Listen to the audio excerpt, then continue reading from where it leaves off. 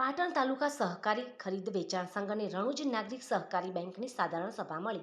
બંને સંસ્થાઓના વાર્ષિક અહેવાલો અને હિસાબો મંજૂર કરાયા. સમરસ ગ્રામ પંચાયતના સરપંચોને વિકાસના કામો માટે ₹2.50 લાખની ગ્રાન્ટ આપીશ તેમ ધારાસભ્ય કિરીટભાઈ પટેલે જણાવ્યું. સમરસ પંચાયતના સરપંચોનું સન્માન કરવામાં આવ્યું. તેમજ રણુજ નાગરિક બેંક અમદાવાદમાં પોતાની નવી શાખા શરૂ કરવા જઈ રહી છે તેવું ડીજે પટેલે જણાવ્યું હતું. પાટણ તાલુકા સહકારી ખરીદ વેચાણ સંઘ અને ધી રણુજ નાગરિક સહકારી બેંકની રવિવારે સવારે પાટણમાં સામાન્ય સભાની બેઠક મળી હતી, જેમાં બંને સંસ્થાઓના વાર્ષિક હિસાબો સર્વસંમતિથી મંજૂર કરવામાં આવ્યા હતા. તેમજ ખેડૂત શિબિર પણ યોજવામાં આવી હતી. તેમજ પાટણ તાલુકાની 19 સમરસ પંચાયતના સરપંચોનું પણ સન્માન કરવામાં આવ્યું હતું.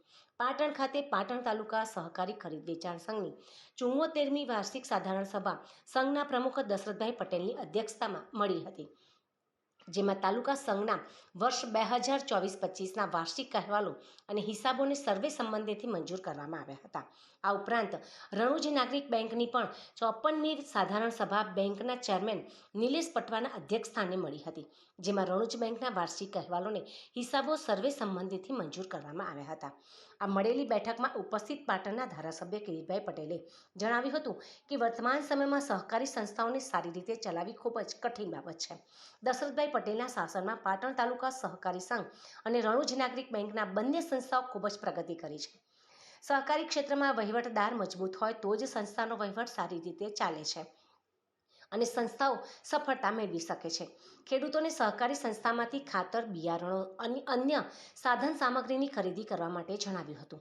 તેમજ પાટણ તાલુકામાં સમરસ બનેલ ગ્રામ પંચાયતોના સરપંચોને ₹2.5 લાખ ગામડાના વિકાસ માટે ગ્રાન્ટ આપવામાં આવશે તેમ પણ તેમણે જણાવ્યું હતું. આ પ્રસંગે તાલુકા સંઘના પ્રમુખ દશરથભાઈ પટેલે જણાવ્યું હતું કે તાલુકા સંઘની સ્થાપના 1951માં કરવામાં આવી હતી. ત્યારે આ સંઘ આજે સહકારી આગેવાનો, મંડળીઓ, ખેડૂતો અને લોકોના સાથ અને સહકારથી મોટો વડ બની ગયો છે. ખેડૂતોને ખાતર પૂરું પાડવામાં વિવિધ કંપનીઓનો સહકાર સંઘને મળે છે.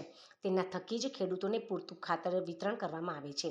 ખેડૂતોને ખાતરની અછત ના પડે તે માટે બિન સિઝનમાં સંઘ દ્વારા 2000 ટન જેટલો ખાતરનો સ્ટોક કરવામાં આવે છે, જેથી ખાતરની અછતને નિવારી શકાય.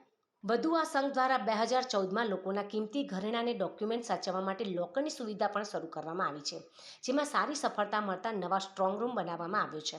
વધુમાં તેમણે જણાવ્યું હતું કે રણુજ નાગરિક સહકારી બેંકની 2004માં ડિપોઝિટ 19 કરોડ હતી, જે આજે 200 કરોડ સુધી પહોંચી છે. બેંકમાં લોન લેતા ગ્રાહકો નિયમિત લોનની ભરપાઈ કરતા આજે બેંકનું વાર્ષિક NPA 0.14% કરતાં પણ ઓછું રહેતા ગુજરાતની સૌથી ઓછી NPA વાળી પ્રથમ બેંક બની છે, જે બતાવે છે તે બેંકની આર્થિક સ્થિતિ ખૂબ જ સારી છે. જે બેંકનું NPS ઓછું હોય તે બેંકનો વહીવટ સારો હોવાનું સહકારી ક્ષેત્રનું માનવામાં આવે છે. બેંક તેની ડિપોઝિટ સામે 70% સુધીની લોન ઓફર કરે છે, જેના કારણે જ બેંક અત્યારે આટલો નફો કરી શકે છે. ત્યારે રણુજ બેંકનું NPA સાવ સામાન્ય આવવાના કારણે તે સમગ્ર ગુજરાતમાં નંબર 1 પર આજે પહોંચી શકી છે. રણુજ બેંકની 5 શાખાઓ હાલમાં કાર્યરત છે. અમદાવાદમાં વધુ એક શાખા શરૂ કરવા માટેના પ્રયાસો ચાલી રહ્યા છે, જે એકાદ વર્ષમાં બેંક શરૂ થાય તેવું આયોજન છે.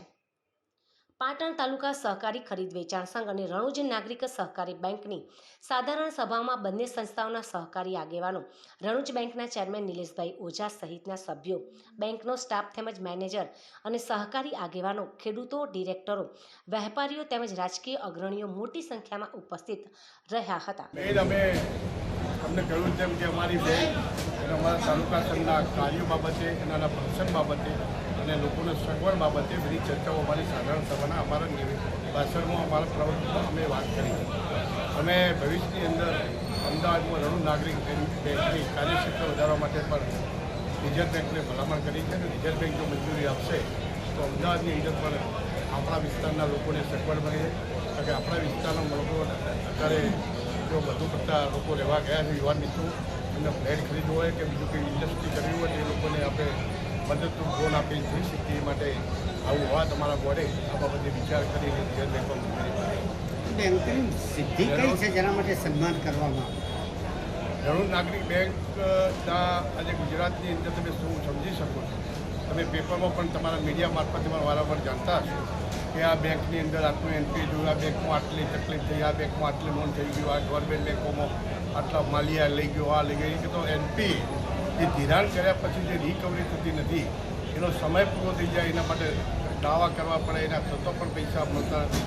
એ અમારી બેંકે ગુજરાતની અંદર રિઝર્વ બેંકે અમને એવું કે ગુજરાતની અંદર આ રણુજ નાગરિક બેંક એક જ એવી બેંક છે જેનો 0.014% એનપીઆર રણુજ નાગરિક બેંકનું છે. કે આવી ગુજરાતમાં આવી એનપીએ કોઈ બેંક નથી, સીઆર નજીકમાં પણ કોઈ નથી. અને સીઆરનો રેશિયો પણ અમારી બેંકે નિયમ પ્રમાણે રિઝર્વ બેંકની ગાઈડલાઇનમાં પણ આજ સુધી સાચ્યો છે.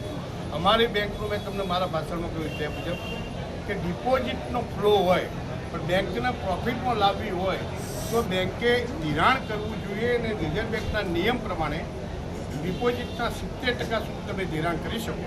તો બેંકનો ધિરાણનો ડિપોઝિટનો રેશિયો અને ધિરાણનો રેશિયો એ 65% થી 70% સુધી સચવાય 12 માસ, તો એ બેંક પ્રોફિટ સારો એવો કરી શકે.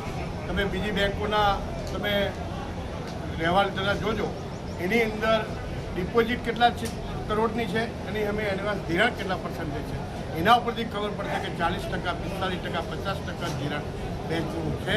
અને એના કારણે બેંકનો નફો અમારા કરતાં ડિપોઝિટ વધારે હોવા છતાં પણ અમારા કરતાં પણ ઓછો નફો એ બેંકોનો હશે. તમે જરા સર્વે કરી લેજો અને એ પણ તમે ચેક કરી લો. 24 પછી નફો નુકસાન કેટલું છે બેંકનું? 24-25ની અંદર 6.48 કરોડ અમારી ગ્રોસ નફો છે અને 3.46 એ અમારો ચોખ્ખો નફો છે.